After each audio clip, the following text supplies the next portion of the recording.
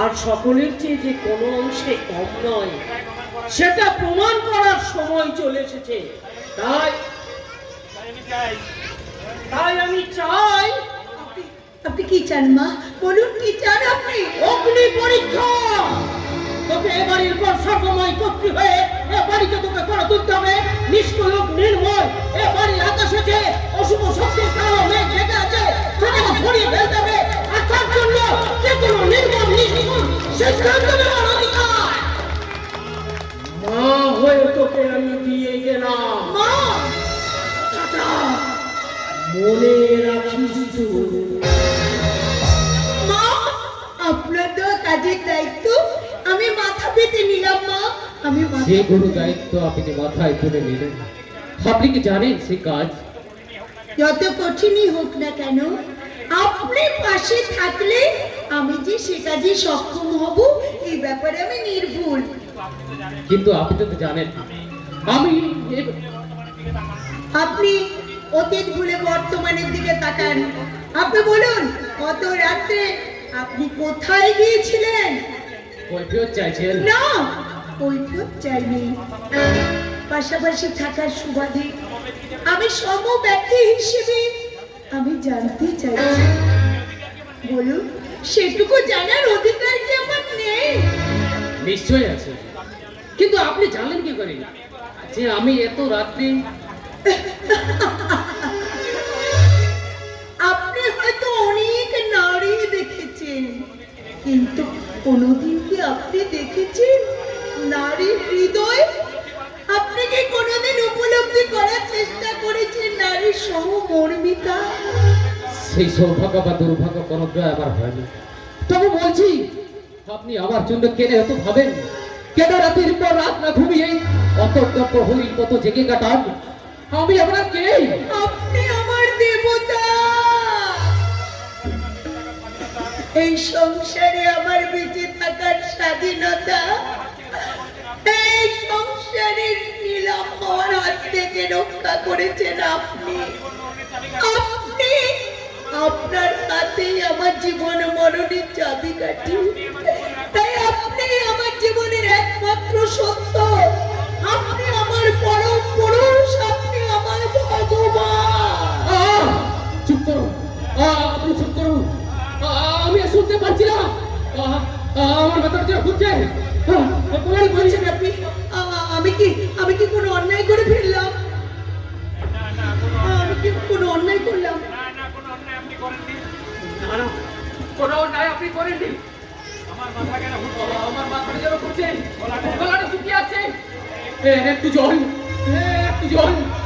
দাঁড়ান, আমি এক্ষুনি আপনার জন্য জল নিয়ে এসেছি। আমি আর পারছি না। একদিকে অভাগিনী নারী, এক মমতা বইমান, স্বাধীন দেশে বাস করেও পরাধীনতার কেলানি নিয়ে সম্মুখ গতিতে হেঁটে চলার এক নিদণ্ড মানুষের নিচে, আর অন্যদিকে আমার মাথার উপরে ঝুলছে কঠোর কঠোর আমার সারিত খড়গ। আমি কাকে ফেলে কাকে রাখবো? কে বলে দেবি আমায় আমি কোন পথে চলবো?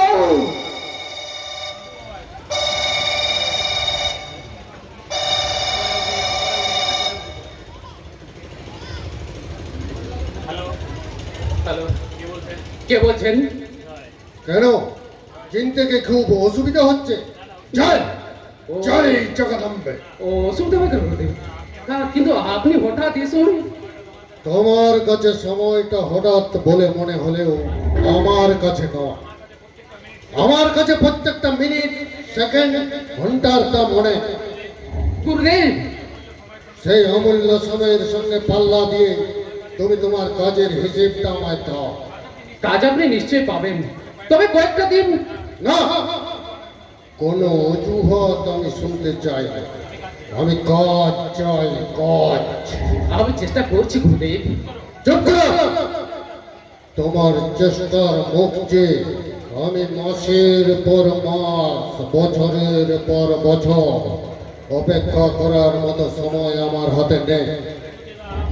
গুরুদেব, আমার অধুন্নতার জন্য যদি আমাকে ময়দানে নামতে হয় তাহলে 7 দিনের মধ্যেই তুমি দেখতে পাবে না না গুরুদেব, ও কাজ আপনি করবেন না।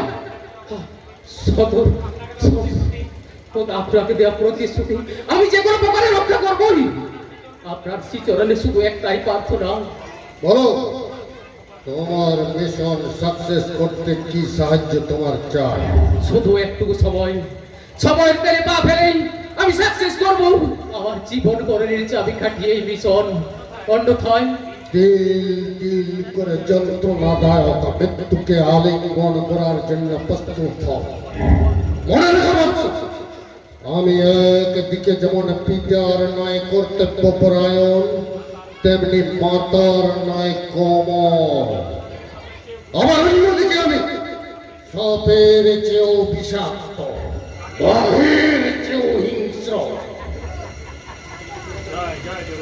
জয় জয় জগদম্বে। গুরুদেব, আমি গুরুদেব। বাঘের খাবার কাল কেউটের ঝোবলে নিজ হয়ে যাওয়ার আগে এই গুরুদেবের নির্মম আদেশ তুমি প্রতিপালন করো। আমার জগৎ জননী মা ক্ষুধা কৃষ্ণায় কাত খাদ্য চাই, খাদ্য চাই, অনুরূপ চাই রক্ত, রক্ত চাই, রক্ত।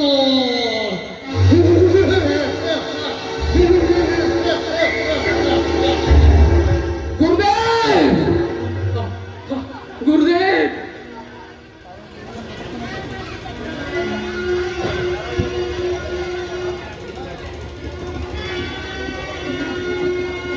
গুরুদেব, চিরদিন আধারে কেটে গেল এ জীবন, কেউ তো দীপাকে কাছে আসে। চিরদিন আধারে কেটে গেল এ জীবন, কেউ তো দীপাকে কাছে আসে।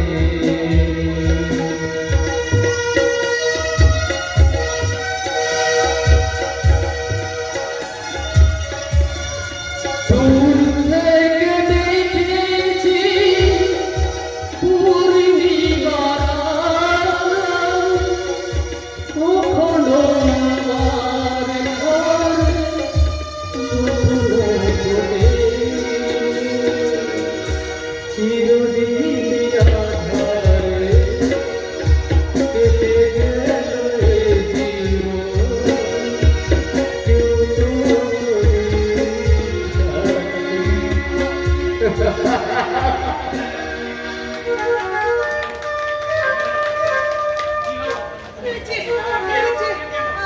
আপনি আপনি অমন করে চিৎকার করে উঠলেন কেন? আপনি অমন করছেন কেন? জলটা দিন। মনে হচ্ছে আপনি খুব ভয় পেয়েছেন। কাকে ফোন করছিলেন আপনি? তাকে তো না, তো সেই কথা আপনার না জানেন। অনেক কথাই তো আমার না জানাই থেকে গেল। আপনি রাতের পর রাত বিছানা থেকে কোথায় চলে যান? আপনি মাঝে মাঝে কেন হাসেন, কেন কাঁদেন, কেন গান করেন? আর কেন আপনি আপনি আপনি কাকে ফোন করেন?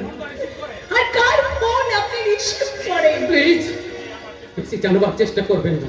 শুধু একটা কথা মনে রাখবেন, আপনার বাঁচার স্বাধীনতাকে নিলামের হাত থেকে রক্ষা করে আমার মরণের স্বাধীনতাকে আমায় আলিঙ্গন করতেই হবে। না না না না, আমি চাই না, আমি চাই না। বিশ্বাস করুন, আমি আপনার জীবন হৃদয় মন্দিরে জাগ্রত দেবতা, এটা সবাই জানে, কিন্তু যেটা জানে না সেটা হলো তুমি থেকে আপনিতে প্রমোশন হলো কবে। তার মানে না মানে এই সবাই তোমাদের দিকে তাকিয়ে আছে এটা শোনার জন্য যে স্ত্রীর সঙ্গে স্বামীর আপনি আজকে সম্পর্কটা কি রকম দাঁড়ায়।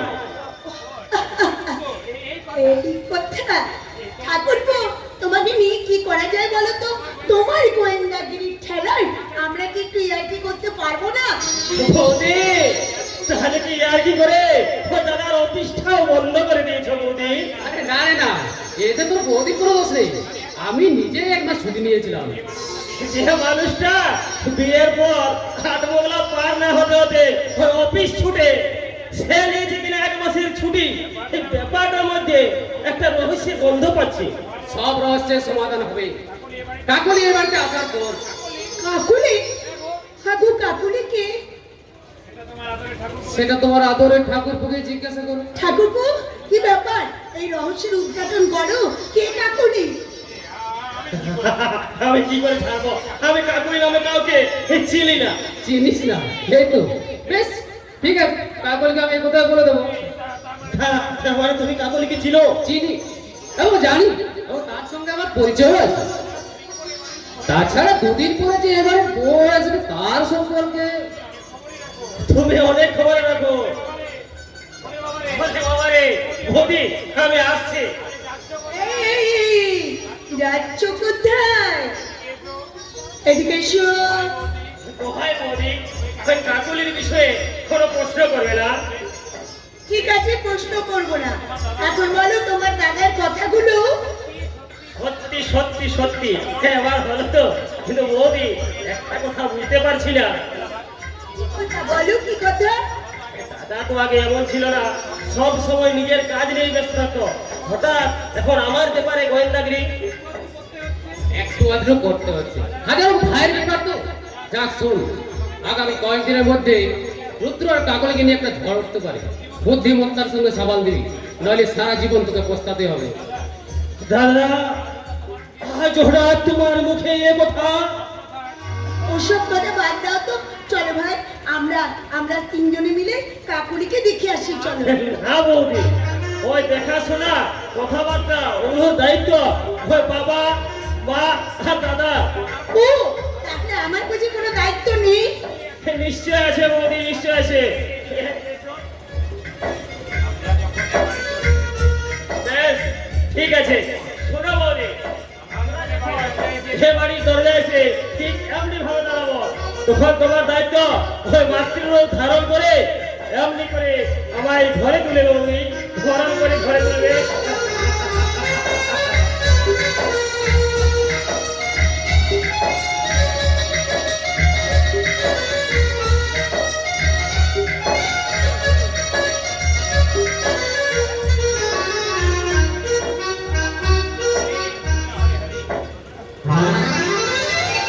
হরে কৃষ্ণ হরে হরে।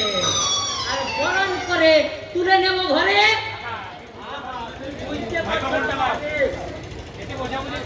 এতে বুঝাবুঝির কি আছে ভাইয়া?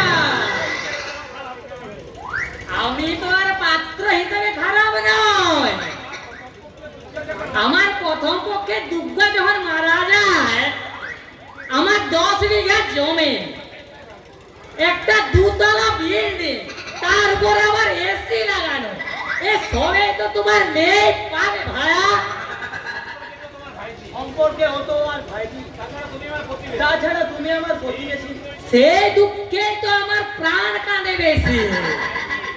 আর ভাইজি, আমার লাউ গাছে পুঁই গাছে শাখা ধরলে ছেলে মেয়ের বিয়ে হয় না ভাইয়া। তুমি তো 10 বছর, তার উপর তোমার একটা ছেলে আছে।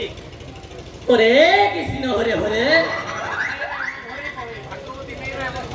ভাগ্যবতী মেয়েরা এমন ঘরেই পড়ে যাকে বলে না বিয়ের কানাইয়ের মা। কিন্তু তোমার বয়স তো আমার মেয়ের চেয়ে অনেক বেশি। তার মানে সোনার আংটি বেকা হলেও দামে কমে না ভাইয়া, বড় পারে। তাছাড়া ধরো আমার বয়স 35, কিন্তু মনের বয়স তো 25, আর তোমার মেয়ের 22।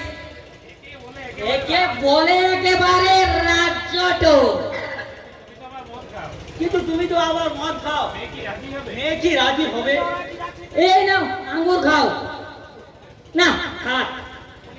বলি ওরা যে আছেটা কি বড় লোকের বাড়িতে চাকরি করে, তাই হাই সোসাইটি মেনটেন করতে গেলে একাদটুকু না খেলে প্রেস্টিজ থাকে।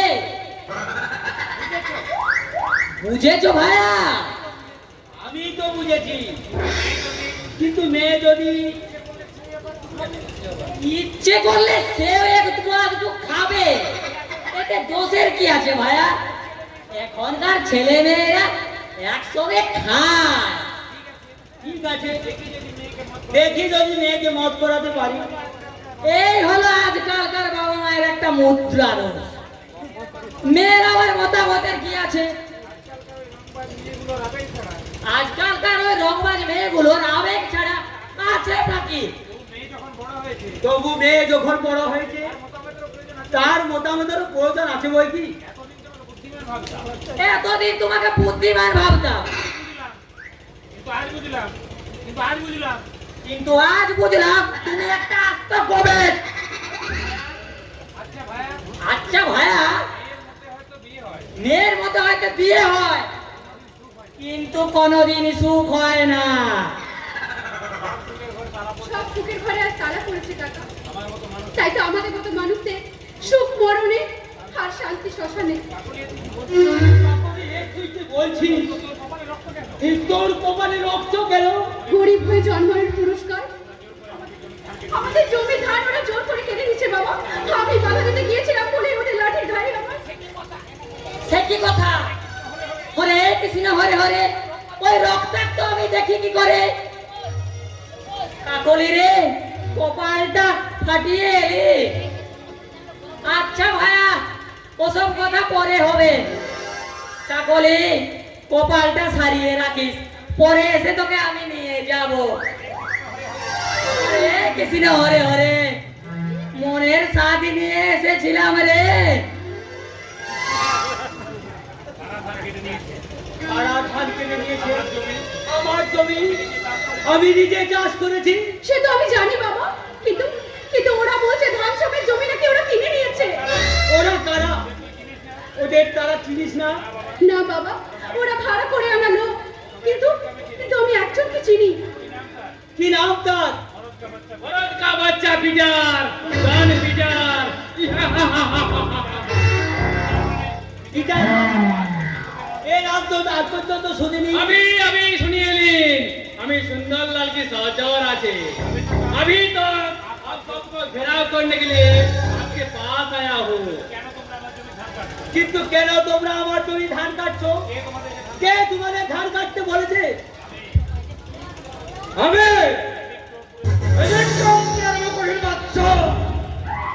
সুন্দরলাল, আসি থামি, আমার প্রশ্নের জবাব দাও। বলো, আমার জমির ধান কাটার অধিকার তোমায় কে দিয়েছে? আমি। তার মানে ওই জমি তুমি আমায় বিক্রি করে দিয়েছো, আর সেই অধিকারে আমি? না না, এ একটা মিথ্যে ষড়যন্ত্র। মিথ্যেও মাঝে মাঝে সত্যি হয়ে যায় সুন্দরী। ওই সেই সত্য মিথ্যের দোলায় আমার তো শয়তান। আমার মেয়ের গায়ে হাত দিলে তোর হাতটাই আমি মুঠিয়ে দেব। अबे साले, बुढ़ो भाव, उधर मत जाना। শোনো শোনো, ওই সত্য মিথ্যের দোলায় তুলতে তুলতে আগামী 1 মাসের মধ্যে ওই জমিতে গড়ে উঠবে আমার জনতা সুরা ব্র্যান্ডের মদের কারখানা। আর যার ম্যানেজার হব আমি, মিস্টার অলোক দাস। পরে হতে যাবে কেন দাদা? তুমি তো এখনই ম্যানেজার হয়ে বসে আছো। তার মানে কি বলতে চাস তুই? আদর্শবান অবিনাশ দাসের একমাত্র ছেলে বলা পর্যন্ত মদ খেয়েছে, এ কথা বলতে তোমার লজ্জা করছে না? না, কারণ একটা কারখানার ম্যানেজার মানে হাই সোসাইটির মানুষ, তাই একটু আধটু মদ না খেলে ওর প্রেস্টিজ থাকবে না, এই তো। কিন্তু তোদের ওই শয়তানের কারখানা হবে, তবে তুমি ম্যানেজার হবি। আলবাত আমি যখন কথা দিয়েছি তখন ওই জমিতে কারখানা হবে। আমার জমিতে কারখানা হওয়া তো দূরের কথা, ওই জমিতে আমি একটা ইটও পুঁততে দেব না। তোমার ভাত দেবে। তুমি তো সেদিনকার মানুষ। শোনো মাই ডিয়ার ফাদার, তোমার সম্পত্তি পত্র আমি নিজের হাতেই জমা দিয়েছি। এবার আজ বাদে কাল রেজিস্ট্রি করে দিলে না। তোর মতো চলে যাওয়া ছেলের জন্য আমার বুকের বাদর এই জমি আমি কিছুতেই বিক্রি করব না।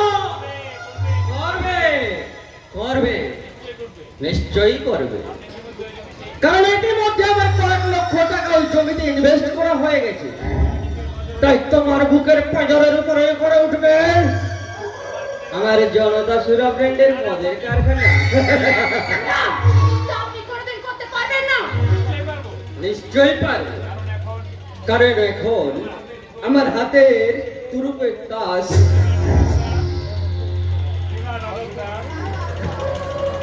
শ্রীমান আলোক দাস।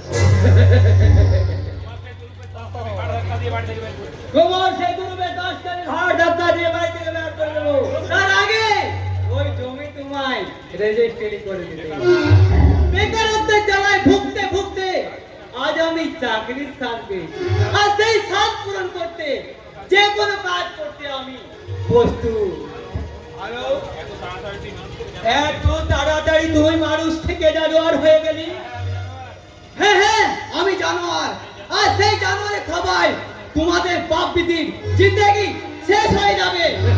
বস, পিটার, অ্যাকশন, কাট।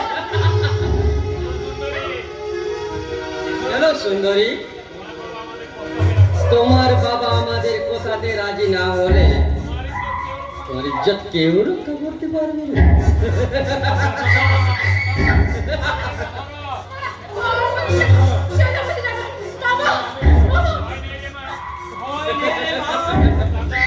ভয় নেই, তোর বাবা মরা চাকরির নেশায় জানোয়ার যেতে হয়ে যেতে পারে, কিন্তু তোর বাবা এখনো বেঁচে আছে। हाँ तुम जिंदा है, लेकिन कितना टाइम तुम जिंदा থাকবে? আমাদের বাত না শুনলে তোমারা মত কই অ্যাকশন করতে পারবে না।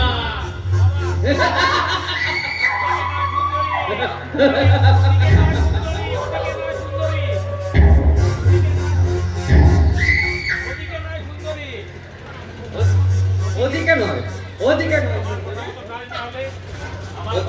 আমার কথা মতো কাজ না হলে তোমাকে যে আমার বুকেই থাকতে হবে।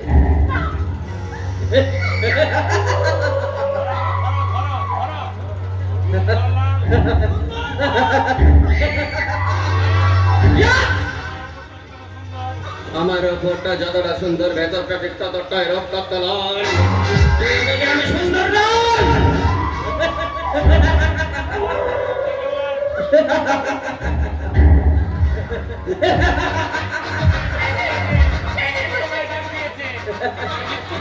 মৃত্যু তোমায় ডাক দিয়েছে, তাই মরতে তোমায় হবে। আর তোমার মৃত্যুর পর তোমার দলিলে আঙ্গুলের টিপ চাও আমি দিয়ে নেব, কিন্তু ওই জমি আমার চাই।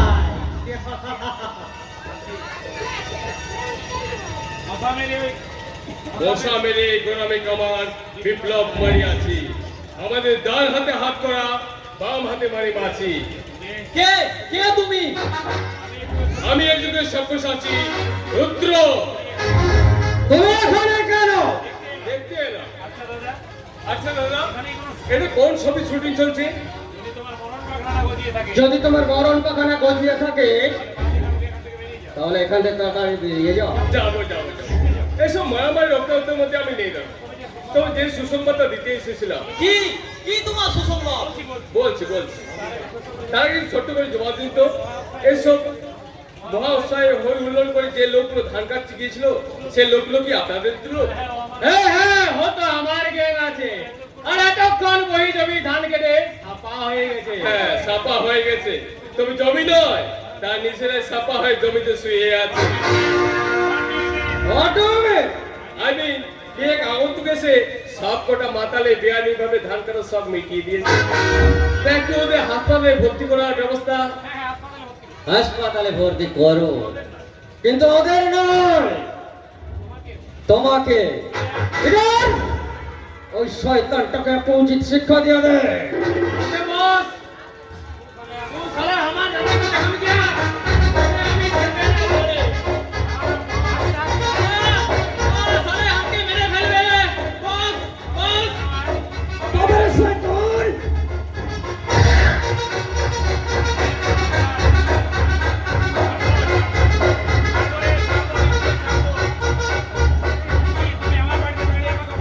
কি তুমি আমার বাড়িতে দাঁড়িয়ে আমাকে অপমান করছো? তবে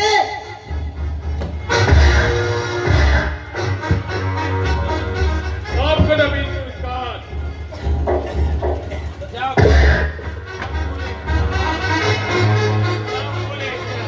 जाओ करबली भाई दिखे सारे कपड़े এনে এদের প্রশাসন করে ব্যান্ডেজ করে দাও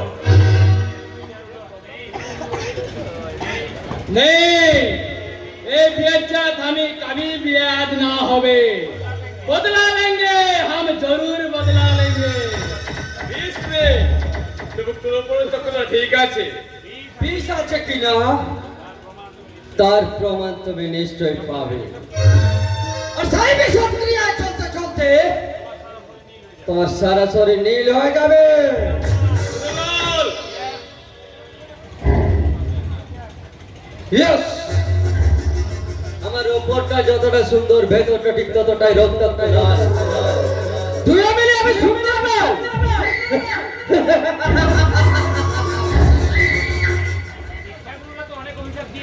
দীক্ষা গুরুরা তো অনেক অভিশাপ দিয়ে গেল, কিন্তু তাদের মন্ত্র শিষ্য এভাবে চুপচাপ দাঁড়িয়ে কেন? ও আর কি বলবে রে মা?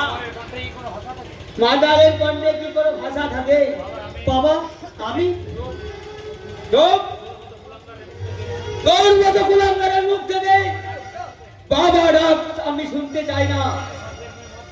মাদার হয়ে সাতের ময় মদ খেয়ে কেউ বলবে বোনের অসম্মান করে, বাবার উপর অত্যাচার করে, তার মতো জানোয়ারের বাবা আমি নই। বেশ, মানুষ থেকে যখন জানোয়ার হয়েছি তখন কার্য সিদ্ধি করার জন্য যে কোনো কাজ আমি করবই। ওই জমি তোমায় লিখে দিতে হবে, আর ওখানে গড়ে উঠবে জনতা সুরা ব্যান্ডেড মদের কারখানা। আর যার ম্যানেজার হব আমি, মিস্টার অলোক দাস। স্বার্থ লোক মানুষকে যে এমন জীবন্ত শয়তানে পরিণত করে, তাই অলোককে না দেখলে বোঝা যায় না। তোমার কোথাও লাগেনি তো দাদা? ওইসব মশাতে কামড়ে আমার কিছু হয় না রে বোন, কারণ আমি যে দিগ্ভ্রান্ত উল্কা অভিশপ্ত রাহু বলে অশুভ মুহূর্তে ওই নববন্ধ থেকে শিক্ষা পড়েছি এই বন্ধা পৃথিবীর বুকে। কোথায় যাচ্ছ দাদা? জানি না রে, তবে এইটুকু জানি পথের পাশে পড়ে থাকা হাতার পাথর টুকরো থেকে বস পাথর খুলে পেয়ে বা সরকার নয়, তাই আমি চললাম সেই বস পাথরের সন্ধানে।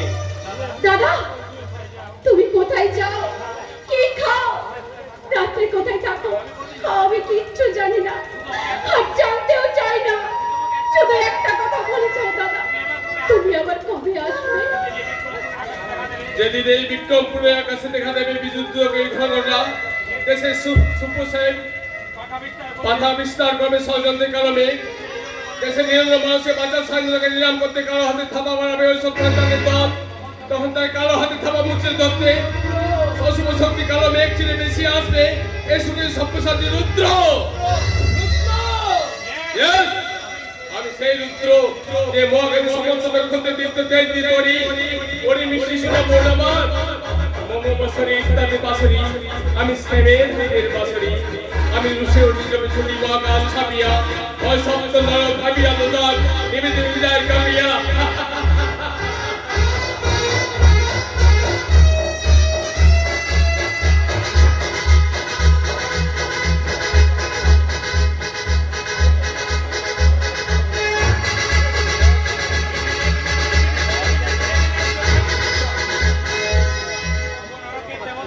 নরকের দেবতা, তুমি কি এই মহাসুত তুমি কি পারো না এই সকালে আমার গুরুদেবকে ছেড়ে অনেক দূরে চলে যেতে? এই গুরুদেবের এই নারকীয় কাজ আমার আর সহ্য হচ্ছে না। মা, মা গো, আমার মনে একটু শান্তি দাও মা, ওনার মনে একটু শান্তি দাও মা।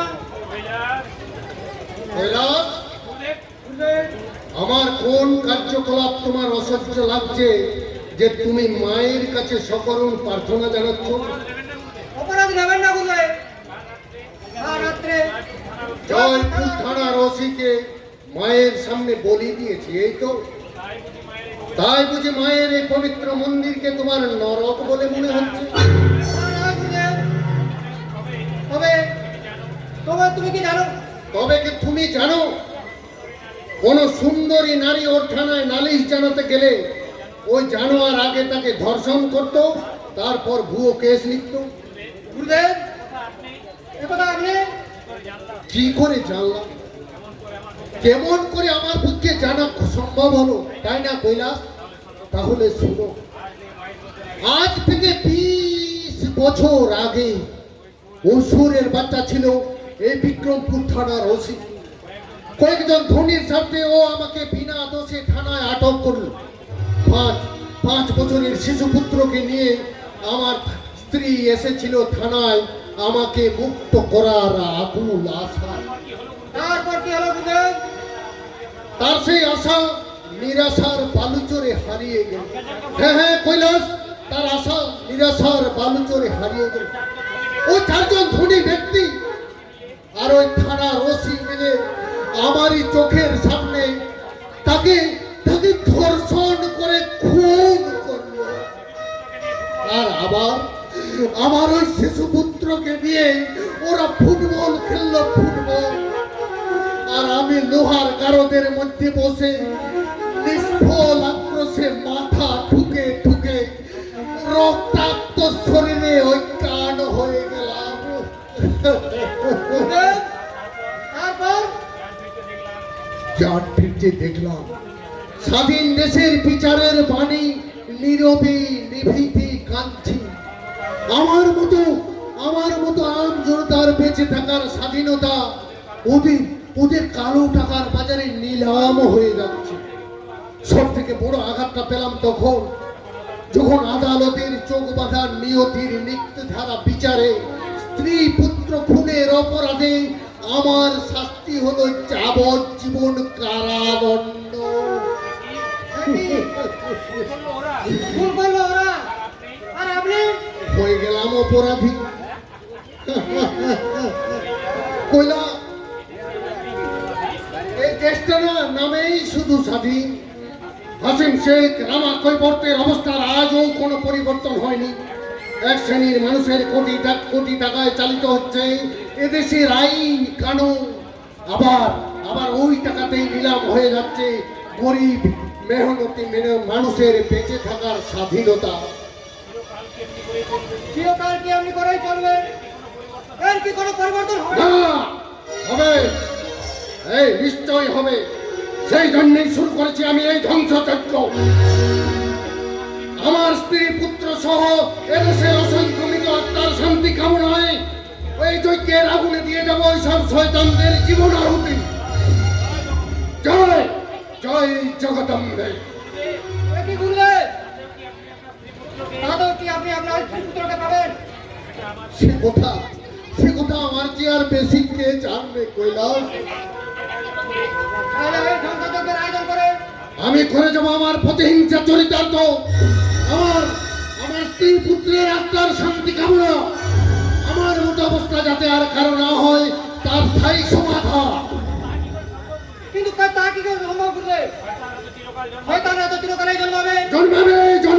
জন্মাবে কিন্তু জন্মাবে আমার মতো রামানন্দ, যাদের জীবনের একমাত্র ব্রত হবে এই সমাজ সংসার থেকে ওই শয়তানগুলোকে নিশ্চিহ্ন করে দেওয়া।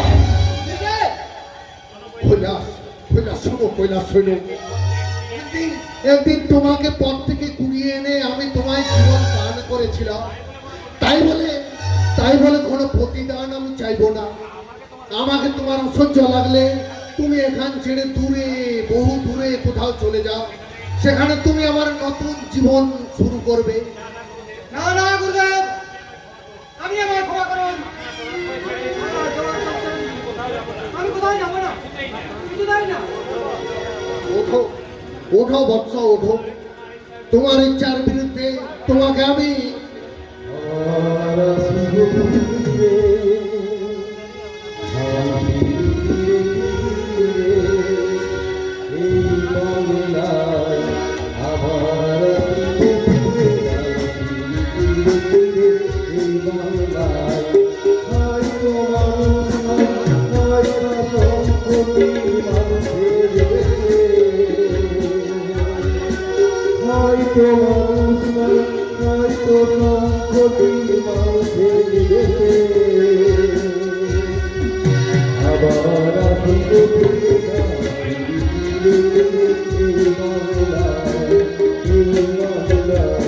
কে কে ওই গান গায় শ্মশানের নিস্তব্ধতা ভেদ করে? কার কার কণ্ঠে ভেসে আসে ওই গান? ওই 15 তারিখ যুবকের গুরুদেব। যাও যাও কৈলাস, যাও শীঘ্র ওকে এখানে নিয়ে এসো, ও যেন পথ ভুলে না যায়। প্রধান গুরুদেব, আমি এখনই যাচ্ছি। কে কে ওই যুবক? সেই সুর, সেই কণ্ঠস্বর, তবে কি? না না না না, অরূপ রতন একবার হারিয়ে গেলে শত চেষ্টাতেও না না মা, মা গো, শুধু একটিবার বলে দে মা, কে কে ওই মায়াবী কণ্ঠের অধিকারী? কে ওই যুবক? এই সেই যুবক জঙ্গলের পথে গান গাইতে গাইতে যাচ্ছিল। আচ্ছা কৈলাস, ঠিক আছে, আমি ওর সাথে কথা বলছি, তুমি বাইরে থেকে লক্ষ্য রেখো আমাদের এই বাক্যালাপের মধ্যে তৃতীয় ব্যক্তি এসে যেন আমাদের ব্যাঘাত সৃষ্টি না করে। প্রধান গুরুদেব, আপনার এক আদায় চক্র করে পালিত হবে। বলো বলো বৎস, কে তুমি? কি নাম তোমার? সারাঙ্গে সূর্যের দীপ্ত তেজ নিয়ে এই যুগের সব্যসাচী রুদ্র। রুদ্র, এই গান তুমি কোথায়, কার কাছে শিখলে? সেগুলো জেনে আপনার লাভ। লাভ লোকসানের হিসেবটা আমার, তুমি শুধু আমার প্রশ্নের উত্তর দাও। দেব, নিশ্চয়ই দেব। তার আগে আমার হিসেবটা আমি মিলিয়ে নিই। বলুন, কতদিন আগে আপনি সন্ন্যাস নিয়েছেন? এই সন্ন্যাস ধর্ম নেওয়ার পেছনে আমরা প্রকৃত উদ্দেশ্য কি? তার মানে কি বলতে চাও তুমি? আমার জন্মবর্ষী কেউ জানতে চাইলে নিশ্চয়ই জানাবো, তবে তার জন্মবর্ষী জানার পর। অর্থাৎ তুমি তোমার পরিচয়টা বলবে না? বলবো না তো বলিনি, বলা উচিত নয়, কারণ আমার প্রশ্নের উত্তর যখন আমি পাইনি। পাবে পাবে পাবে, তুমি তোমার প্রশ্নের উত্তর পাবে। তাহলে আজ নয়, কয়েকদিন পর। তাহলে আজই বা নয় কেন? এই কেন উত্তর জানতে কিছুদিন পর তুমি এই আশ্রমে এসো। সেদিন আমি না থাকলেও আমার ওই পুত্রবৎ কৈলাসের কাছে পেয়ে যাবে এই কেন উত্তর। গুরুজি, আপনি অনেকে ব্যথা বেদনা বুকে চেপে রেখে শুধু একটা মহৎ উদ্দেশ্য সাধনের জন্য তোমার প্রশ্নের উত্তর আমি দিতে পারলাম না। যদি কোনোদিন তোমার সাথে আমার দেখা হয়, গুরুদেব, এই মেয়েটিতে আশ্রমের চারিপাশে সন্দেহজনকভাবে ঘোরাঘুরি করছিল। একই আপনি? ওই একই প্রশ্ন আমি তোমাকে করছি রুদ্র, তুমি জঙ্গলে?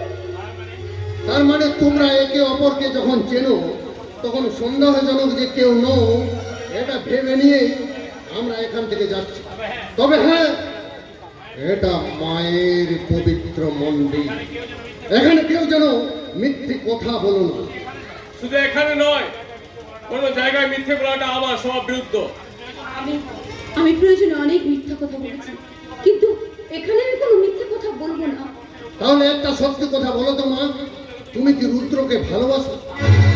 আপনি আপনি আমার বাবার মতো, তাই এই মন্দিরে দাঁড়িয়ে আমি মিথ্যে কথা বলতে পারবো না।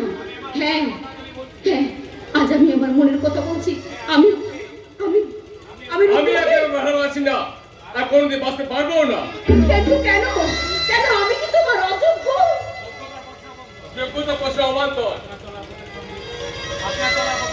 আপনার চলাপথের সঙ্গে আমার চলাপথে কোনো মিল নেই, তা যা কোনোদিন সম্ভব নয়। বেশ, ওটা তোমরাই ঠিক করো। হাতে আমার অনেক কাজ, তাই আমি চলেই যাচ্ছি। তবে যাবার সময় আশীর্বাদ করে বলে যাচ্ছি, আমার করুণাময়ী মা যেন তোমাদের শুভ বুদ্ধি দেন, তোমাদের মনস্কামনা পূর্ণ করেন।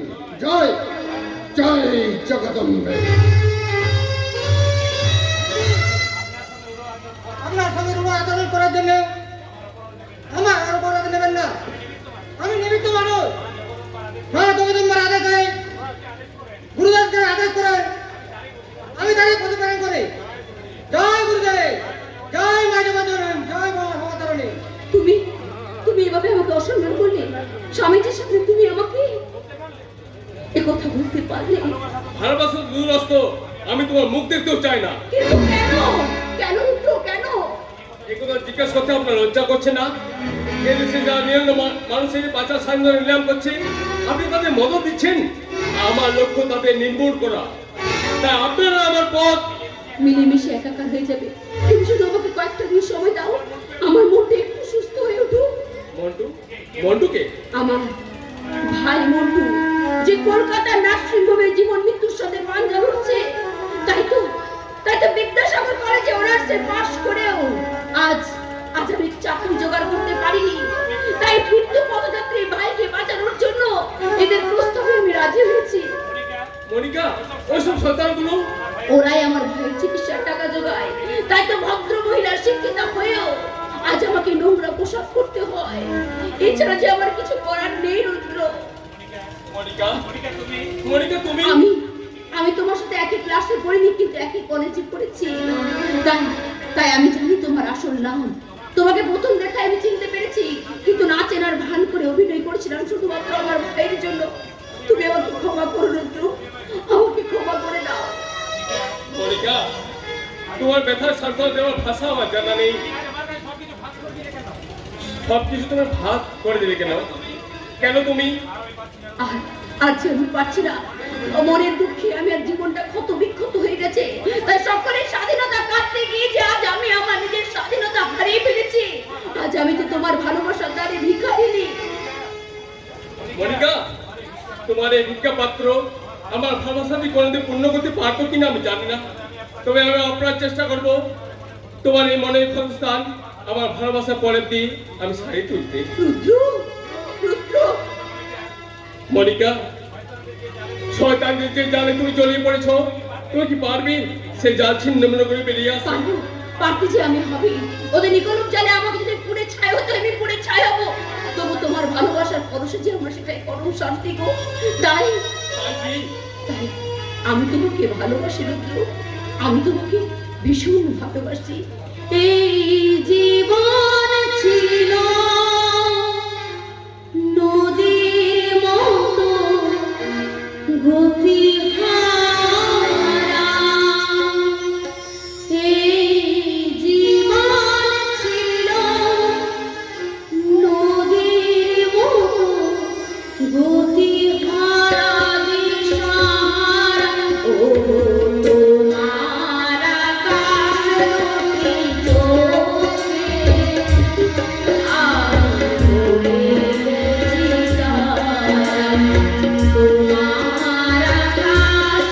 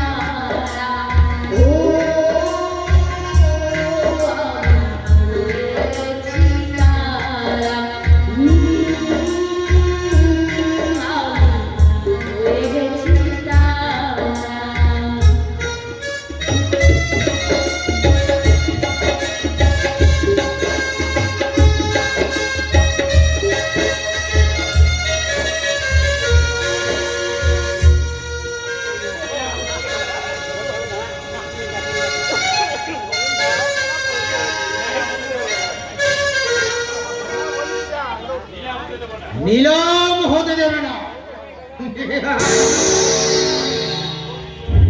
और ছোড়ার বাচ্চারা তো তেজ, সত্যপ্রকাশ চৌধুরীর সামনে বাধার প্রাচীর তুলে ধরবে।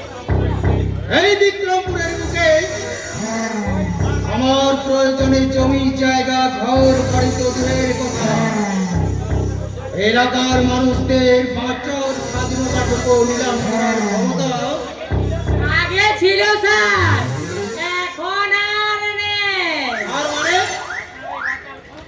আপনার ওই বাঁচাল সম্বন্ধে কি যেন নাম, সুন্দর লাল, ও তো লোকজন নিয়ে গিয়েছিল সামান্য চাষা অবিনাশের জমি দখল করতে, কিন্তু আপনি কি করবেন? সারা বিক্রমপুর নিলাম। এই হারামজাদাগুলো এখন কোথায়? রুদ্রর হাতে উদুম মার খেয়ে। আচ্ছা স্যার, উদুম মার কাকে বলে আপনি জানেন? আহ! আমি বলছি স্যার, উদুম মার মানে হলো মারতে মারতে একেবারে উলঙ্গ করে দেওয়া। তাহলে অবিনাশ দাসের সেই জমি নাই? মারের চোটে সব বেটারা মার খেয়ে এখন আপনার বাগানে বাড়িতে পড়ে আছে। হরে কৃষ্ণ হরে হরে। তাহলে অবিনাশ দাসের জমির ধন তার খামারে উঠেছে আর জমিও তার দখলেই আছে। বেশি দিন থাকবে না, ওই এলাকায় মদের কারখানা হবে। আরে লাইসেন্স যখন আমার হাতে আছে, তখন হরে কৃষ্ণ হরে হরে ওই মদের কারখানা হবে আপনার ঘরে। না, ওই জমিতেই হবে। প্রয়োজন হলে আমি নিজে ময়দানে নামবো। বেশি পড়তা হবে না স্যার, ওই রুদ্রের যা তেজ আপনি এখনো দেখেননি। আর সেও দেখেনি আমার আসল রূপ। অত্যাচার, খুন, ধর্ষণ, এই সমস্ত আমার একটা একটা খেলা। আর সেই খেলার জন্য আমি এখনো বিক্রমপুরের বাচ্চা। বেশি দিন থাকবেন না সত্যপ্রকাশ চৌধুরী, কারণ আপনার খেলায় জনগণ ধরে ফেলেছে, তাই তারা পাল্টা খেলা খেলতে শুরু করেছে। সে তো তোমার জন্যে। তুমি যদি ওই পেপারে ফলো করে না লিখতে, মিথ্যা তো কিছু লিখিনি স্যার, যা সত্যি। তা সত্যবাদী যুধিষ্ঠির সেজে কত পয়সা বেতন পাও? যা পাই তাতে অভাবের গন্ধ থাকলেও মোটামুটি সুখেই দিন চলে যায় স্যার। ওকে সুখ বলো না, বলে অসুখ। আই মিন ঘোড়া রোগ। আর সেই ঘোড়া রোগের শিকার হয়ে তুমি মরিচিকার পেছনে ছুটে বেড়াচ্ছ। হরে কৃষ্ণ হরে হরে। তার চেয়ে বরং আমার স্যারের সঙ্গে হাত মিলিয়ে চললেই তো। অভাবটা হয়তো বুঝবে, কিন্তু ওই অন্যায় অধর্মের ভাত যে আমার হজম হবে না। যেমন কুকুরের পেটে ঘি হজম হয়। অর্থের চোরে সমাজের গণ্যমান্য ব্যক্তি আপনারা, তাই যা খুশি বলতে পারেন, কিন্তু আমি সাংবাদিক, আমার কলম যেমন চলছিল তেমনি চলবে। আমার বিরুদ্ধে লেখো, তুমি বন্ধ করতে। ভয় দেখাচ্ছেন? মনে রাখুন, আমি একজন নির্ভীক সাংবাদিক। আমি ওই মিথ্যা ভয়ের কাছে কখনো আত্মসমর্পণ করি না। কত টাকা পেলে তুমি আমার কাছে আত্মসমর্পণ করবে? 2 লাখ, 5 লাখ, 10 লাখ? বলো বলো, কত টাকা? 10 কোটি দিলেও না, কারণ সাংবাদিক আর শয়তান এক জিনিস নয়। হরে কৃষ্ণ হরে হরে। এমন সুযোগ কেউ হাতছাড়া করে? মহাদেব দাস হলে আমি করতাম না, কিন্তু আমি ভাস্কর্য কাটছি, পেশা আমার সাংবাদিক, তাই সত্যবাদিতা আমার ধর্ম। ধর্ম? ধর্ম কোথায়? ধর্ম যাও দিয়ে তোমার ওই সত্যবাদিতা ধর্মকে রক্ষা করবে। সবকিছু রক্ষাকর্তা যখন স্বয়ং ঈশ্বর, তখন ঈশ্বর ছাড়া আমরা কাউকে ভয় করি না। আর তিনি যখন সবকিছু রক্ষাকর্তা, আশা করি তিনি আমাকে রক্ষাও করবেন। তাহলে সোজা আঙুলে ঘি উঠবে না, আঙুলটা একটু পাকাতে হবে। আপনারা তো স্যার বাঁকা পথের পথিক, তাই সব সময় নিজেকে বাঁকতে এবং অপরকে বাঁকাতে খুব ভালোবাসেন না? ওই পুলিশ কমিশনার বিনীত গোয়েল তার মেরুদণ্ডটা বাঁকিয়ে যখন চেয়ারে বসেছিল, ডাক্তার বাবুরা সোজা করার জন্য ওই চেয়ারে টেবিলের উপর যখন সোজা করে মেরুদণ্ডটা রেখে দিয়েছিল, কিন্তু মেরুদণ্ডটা সোজা হয়নি, চলে যেতে হয়েছিল। তেমনি স্যার, অদূর ভবিষ্যতে আপনিও আপনার মেরুদণ্ডটাকে এমন ভাবে বাঁকাবেন না যাতে ভবিষ্যতে কোনো কিছুর বিনিময়ে আপনার মেরুদণ্ডটাকে সোজা করা যায়। তাই নাকি? তুমি তো বেশ ভালো ভালো কথা বলতে পারো হে।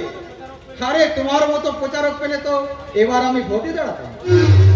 কোন দুঃখে স্যার, ভোটে না দাঁড়িয়েও তো আপনার এই আইন, পুলিশ, প্রশাসন, নেতা, মন্ত্রী সকলে আপনার হাতের মুঠো। আপনার টাকা খেয়ে তারা উঠতে বসতে আপনাকে সালাম করে। আপনার এই কথাই এই বিক্রমপুরের আইন, এই গরিব মেহনতি মানুষের ভালোবাসা আপনার এই নিলাম বাজারে বিক্রি হয়। সবাই যখন জানেন তার ওইভাবে গলাবাজি করছো কেন? মহাদেব, করে দাঁড়িয়ে দেখছো কি? যাও, এক কাপ চায়ের ব্যবস্থা করো। হরে কৃষ্ণ হরে হরে, এই আদেশটা তখন পরে করে আমি এখন আরে দাঁড়ান দাঁড়ান দাঁড়ান, তার আর প্রয়োজন হবে না। আপনি বলুন কি জন্য আমায় এখানে ডেকে পাঠিয়েছেন? আরে নিশ্চয়ই বলবো, তার আগে চায়ের পরিবর্তে একটু মদ। আমি মদ খাই না। কি হে মহাদেব, এরা মদ খায় না? তাহলে এরা কেমন ভদ্রলোক? হায় স্যার খায়, আপনার সামনে খেতে লজ্জা পাচ্ছে, তার চেয়ে বরং আমি এক বোতল এনে ওরা মেজে ঢুকিয়ে দিয়ে বাড়িতে গিয়ে বসিয়ে রসিয়ে রসিয়ে খাবে। বল মা তারা দাঁড়ায় কোথায়? ওহ, ডিসগাস্টিং। আমি চললাম। চলে যাবে মানে? আমার ক্ষমতা কতখানি তা কি তুমি জানো? জানো আমার প্রকৃত পরিচয় কি? জানি স্যার, জানি। শয়তান আপনার বন্ধু, ভগবান শত্রু। অত্যাচার, খুন, ধর্ষণ আপনার হাতের ময়লা। আর এক কথায় আপনি একটা জীবন্ত শয়তান। শয়তান!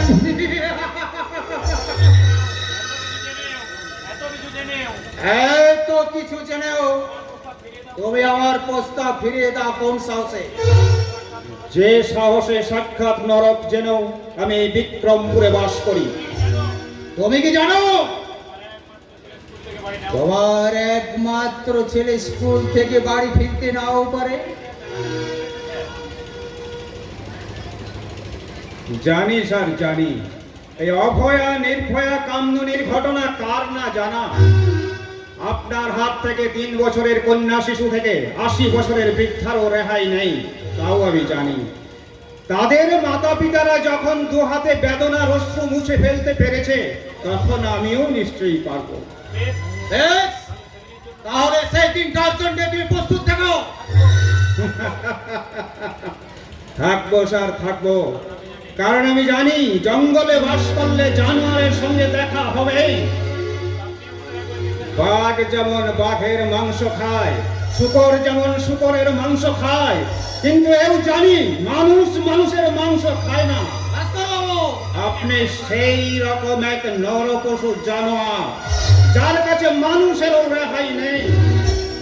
আর এও জানি পাপের ষোলকলা পূর্ণ হলে এই পৃথিবীতে মানুষের বাঁচার কোনো অধিকার নেই। আর আপনারও আজ সেই অবস্থা। কারণ আমি জানি যুগের ধর্ম এই, পীড়ন করলে সে পীড়ন এসে পীড়া দেবে তোমাকে।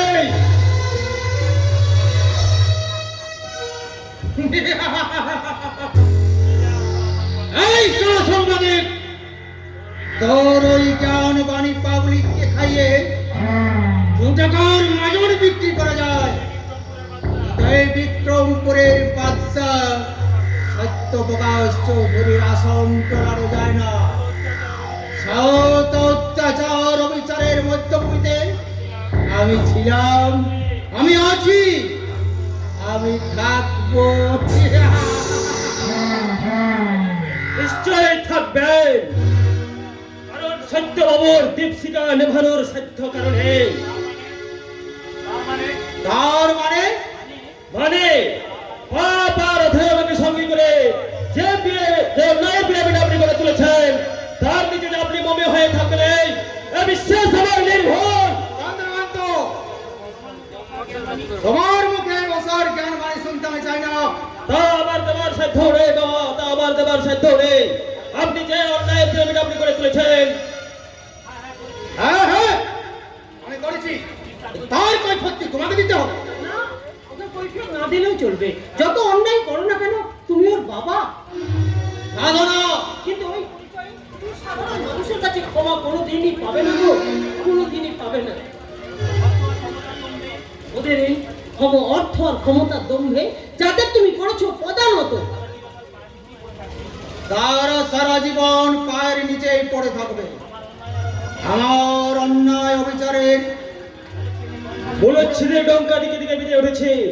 আপনি বুঝতে পারেননি যে মানুষ আপনার অন্যায়ের অবসান চায়।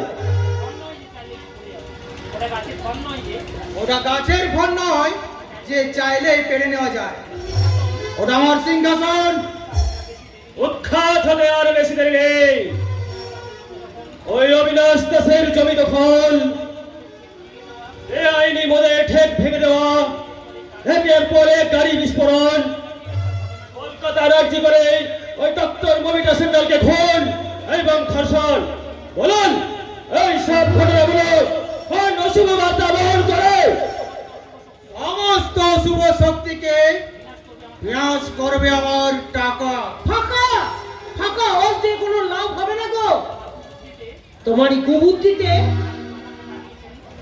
আপনি বাবাকে পাঠিয়েছিলেন জোর করে জমি দখল করতে। বলেন, তারা কি অপরাধ করেছিল? তুমি তো জানো ওই অবিনাশ দাসের নেই হবে এবারই ছোট বউ। সেটা বামন হয়ে চাঁদ ধরার শখ আমি ওর ঘুচিয়ে নেব। বাবার নয় বাবা, বাবার নয়। ওই গরিব হলে ওরাই যে প্রকৃত মানুষ তা আমি প্রমাণ করে দেব। তার আগে তোর রক্তে ঘুরে লাল লাল করে দেবে চৌধুরী বিনার মাঠে। আমি জানি তুমি মানুষ খুন করতে পারো, তাই বলে নিজের ছেলেকে তুমি ফোন করে আমি প্রমাণ করে দেব। আমার অভিজাত্যের মূলে যে প্রদাঘাত করবে তাকে আমি তোর জন্য বস্তু খাওয়াবাধ্য সন্তান। ওকে নয়, তার আগে আপনি আমায় গুলি করুন। আমার মৃত্যু নিয়ে দাদা, শুনুন। এই জীবন অনেক অন্যায় আপনি করেছেন। পাপ আর অধর্মের প্রতিমূর্তি হয়ে যে পাপাগার আপনি গড়ে তুলেছে, তা থেকে মুক্তি পেতে হলে দু একটা মৃত্যুকে আমাদের মেনে নিতেই হবে।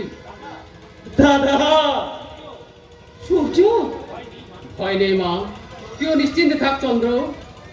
কাকলি এবারে বউ হয়ে আসবেই। না, ওই পশ্চিম আকাশে সূর্য কখনো উঠবে না। তাহলে হিরণ্যকশিপুর ভরে ভক্ত বলহাত কেমন করে জন্মালো বাবা? সূর্য, আবার আপনিও তো ধার্মিক পিতার অধার্মিক সন্তান হয়ে সূর্য! এই চৌধুরী ফেলার পশ্চিম আকাশেই সূর্য হয়ে উঠেছে। বাবা, আপনার কুকাজের জন্য এই সাধারণ মানুষের কাছে হয়েছে যে আমরা ঘৃণার পাত্র। ওগো এখনো সময় আছে। তোমার দুটো সুপুত্রের হাত ধরে তুমি এই সাধারণ মানুষের কাছে ক্ষমা চেয়ে নাও। তুমি পুলিশের কাছে সারেন্ডার করো। নইলে মানুষের বাঁচা আছে স্বাধীনতাকেই স্বেচ্ছাচার নিলাম বাজারি বিক্রয়ের যে পাপাগার আপনি করে তুলেছেন, সেই পাপে আমরা রেখে মরে যাই। ওগো কি বলছো তুমি? কি বলছো? কি বলছো তুমি?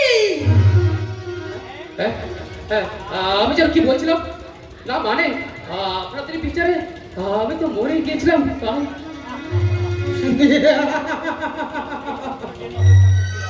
আমি এই মুহূর্তটার জন্য অপেক্ষা করছিলাম।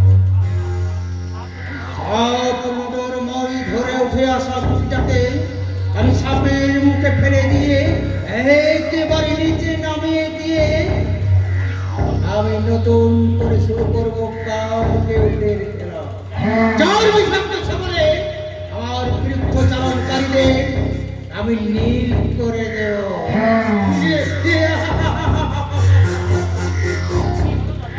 কি হলো দাদা? আর কোথায় বাবা এমন হিংসে উঠে গেল? ওগো কি করেছো তুমি? কি বলেছো? বলো কি বলেছো? কেন বাবা রেগে গেলেন? কেন বাবা তোমার উপর বিরূপ হলেন? মা, মা আপনার ছেলে কি কোনো অন্যায়? জানি না বৌমা, জানি না। আমি কিচ্ছু জানি না। আমি শুধু এইটুকু বলতে পারি, এই চৌধুরী বংশের আকাশে দুর্যোগের কালো মেঘ ঘনিয়ে এসেছে। তাই তোমাদের কাছে আমার সকলের কাছে আমার অনুরোধ, তোমরা এই মেঘটাকে সরিয়ে দাও। এই বিক্রমপুরের আরো 5টা সাধারণ মানুষের মতো এই চৌধুরী বংশের মানুষের বাঁচার স্বাধীনতাটুকু যেন নিলাম হয়ে না যায়। নিলাম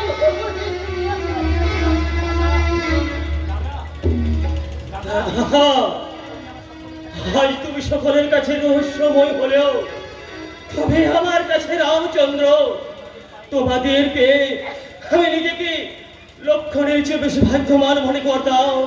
কিন্তু কিন্তু কেন জানি না আজ আমার সেই হিসাবের খাতায় একটা মেয়ে হিসাবে লাল কালির দাগ।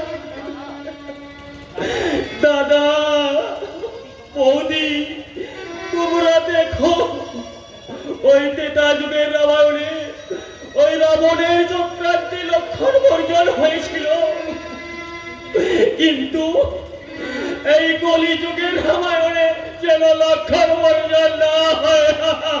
লক্ষণ বর্জন না হয়। কি করছিলেন আপনি? আপনি কি করছিলেন? কি মহা সর্বনাশ করছিলেন? ভবিষ্যতে যা বলতে হতো আজ ঠিক তাই বলেছি। কিন্তু এর পরিণাম কি হতে পারে আপনি জানেন? জানি, সেই সঙ্গে এও জানি আজ অথবা কাল হয়তো মৃত্যুকে আলিঙ্গন করে হয়তো বিতাড়িত হয়ে এই বাড়ি থেকে আমায় চলে যেতেই হবে। না! রাত্রি দেবী, যার যা ভবিতব্য তাকে তা মেনে নিতেই হবে। তবে আমি কথা দিয়ে যাচ্ছি, আমার জীবনের বিনিময় হলো এই চৌধুরী ভিলায় আপনার স্বাধীনতাকে কেউ কোনোদিন হুচ্চাতে হস্তক্ষেপ করতে না পারে সেই ব্যবস্থা আমি করে যাব। করুণা করছেন আপনি আমাকে? আপনি আমাকে দয়া করছেন? কে চায়? কে চায় আপনার জীবনের বিনিময়ে দয়া করুণা? চাই না, চাই না। চলে যান আপনি, চলে যান। আমি কিচ্ছু চাই না, কিচ্ছু না।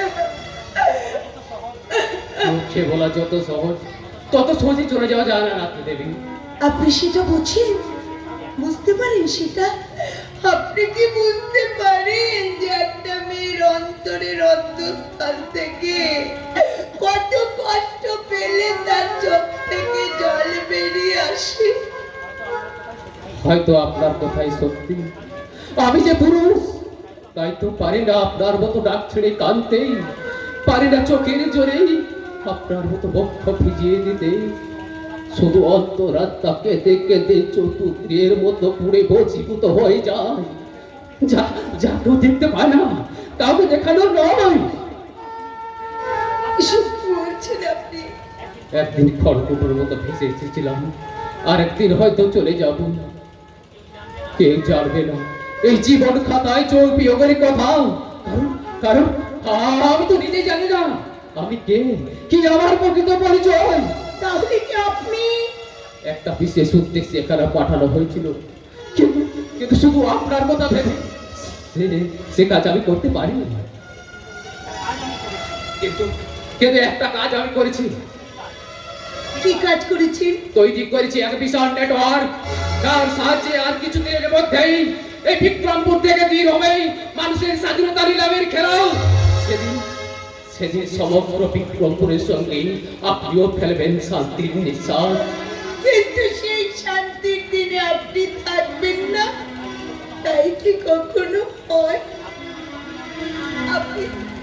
আপনি আমার স্বামী না হলেও আমার স্বামীর রূপধারী একটা মানুষ। আপনি আমার ভগবান, আপনি আমার দেবতা। আমার অন্তরের অন্তঃস্থল থেকে আমি সারা জীবন আপনাকে জানাবো আমার ভক্তিপূর্ণ প্রণাম আর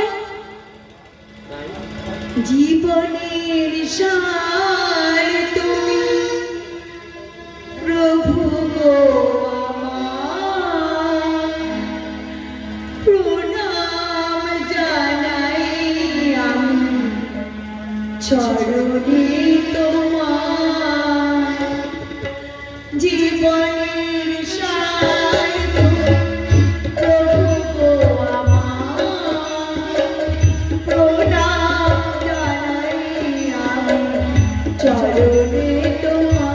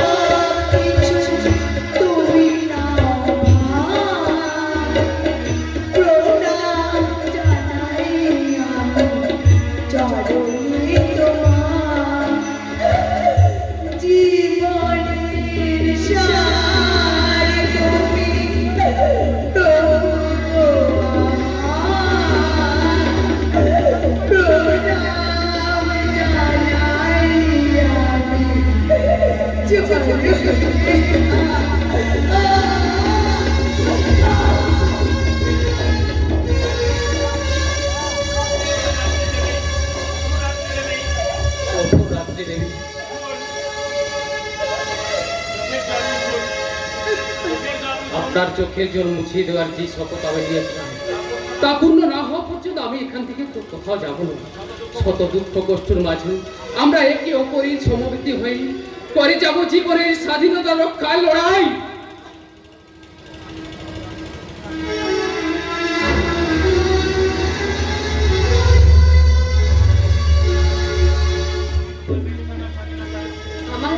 আমার বেঁচে থাকার স্বাধীনতা আজ জানুয়ারির বাজারে বিক্রি হয়ে গেছে।